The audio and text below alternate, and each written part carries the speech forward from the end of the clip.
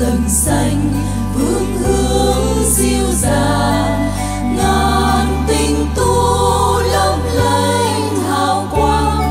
Đêm nay trần gian chuông reo tưng bừng, nhạc vang lên gió mây vang lừng.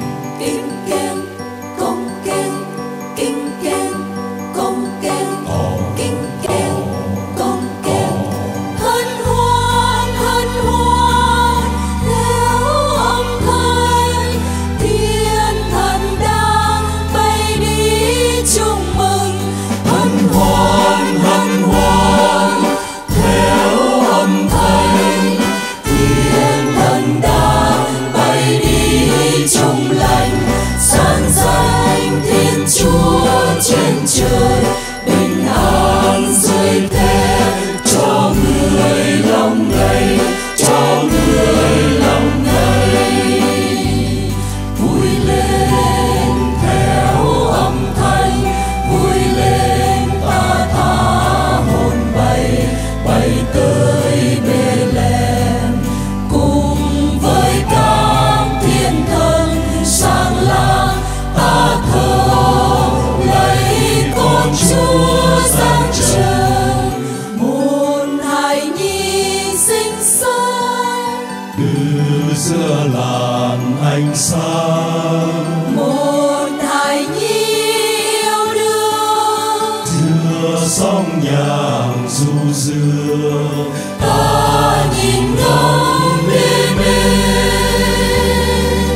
ta quên cả lối về.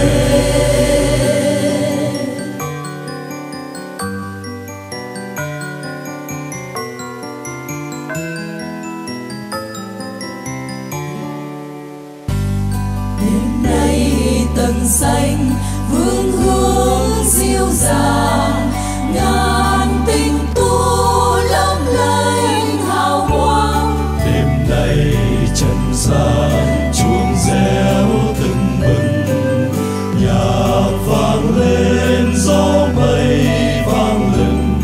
Kinh keng công keng, kinh keng công keng, kinh keng công keng.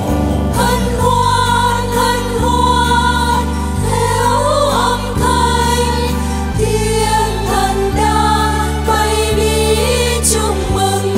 Hân hoan theo âm thanh, thiên thần đang bay đi chúc lành.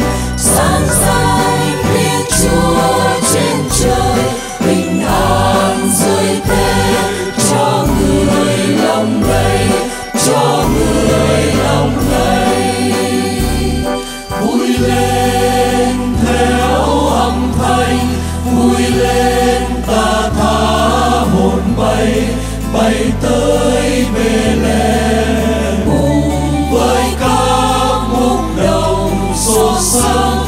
Ta thờ lấy con Chúa giáng trần, Ta dâng những lời kinh, lên hài nhi tươi xinh.